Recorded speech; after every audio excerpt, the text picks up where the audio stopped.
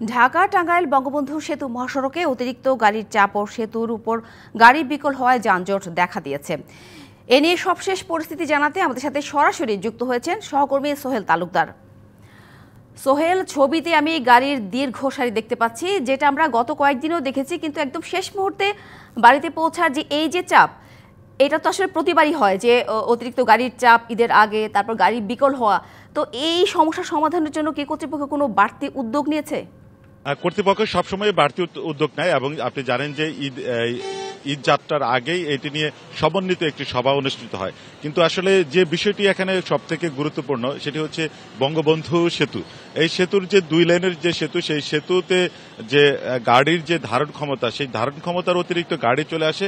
আর পাশাপাশি যে বিষয়টি রয়েছে, এখন পর্যন্ত আমাদের সর্বশেষ তথ্য রয়েছে যে সেতুর উপরে যে ফিটনেসবিহীন গাড়ি এবং যে গাড়ির দুর্ঘটনা, বিকল হয়ে যাওয়া, চাকা পাংচার, এই ধরনের যে নানা দুর্ঘটনা যে ঘটছে, সেই দুর্ঘটনা ঘটার ফলে যে গাড়ির যে দ্রুত সরিয়ে নেওয়ার জন্য যে পরিস্থিতির সৃষ্টি হওয়া দরকার, সেটুকু আসলে সেই চাপা লেনের কারণে সেটুকু হচ্ছে না, যার ফলে অল্প একটু সময়ের মধ্যেই এই মহাসড়কে দীর্ঘ যানজটের সৃষ্টি হচ্ছে। এটি আসলে একটি বড় কারণ। এবং সেতুর যদি সক্ষমতা বৃদ্ধি না করা যায়, এবং সেই ক্ষেত্রে যারা চালক এবং যাত্রী যারা বলছেন যে তারা এত সহসাই এই মহাসড়কের যে ঈদযাত্রার যে দুর্ভোগ, সেটি নিরসন হবে না বা স্বস্তির হবে না, এটুকু থাকবেই। তা সাথে আরেকটু বিষয় বলে রাখি যে এই যে পরিস্থিতি, সেই পরিস্থিতি কিন্তু একেবারে গতকাল সন্ধ্যা থেকে শুরু হয়েছিল। সেই সন্ধ্যা থেকে যেহেতু গার্মেন্টসের সকল গার্মেন্টস পল্লীগুলি ছুটি হয়ে গিয়েছে, সন্ধ্যার পরের থেকে বিশেষ করে মধ্যরাত থেকে এই মহাসড়কের যে যানজট পরিস্থিতি, সেটি একেবারেই খুব নাজুক অবস্থায় ছিল। সেই যানজট পরিস্থিতি বঙ্গবন্ধু সেতু থেকে নিয়ে রাবনা পর্যন্ত প্রায় 22 কিলোমিটার অংশে ছিল।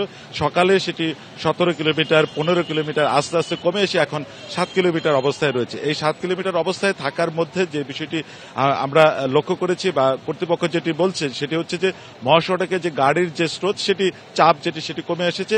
এই ঝাঁক যেটি বলি আমরা, তাদের ভাষায় বলা হয় যে পুলিশ যারা যানজট নিরসনে রয়েছে, যে এই ঝাঁকটি সেতু পার হয়ে গেলেই এই মহাসড়কে অনেকটা স্বস্তির ঘটনা ঘটবে। তবে এখন পর্যন্ত যেহেতু সেতুতে বিকল গাড়ি রয়েছে, সেই বিকল গাড়ি কত সময় নাগাদ সরিয়ে নেওয়া হবে তার উপরে নির্ভর করছে যে এই মহাসড়কের যানজটের পরিস্থিতির যে অবস্থা।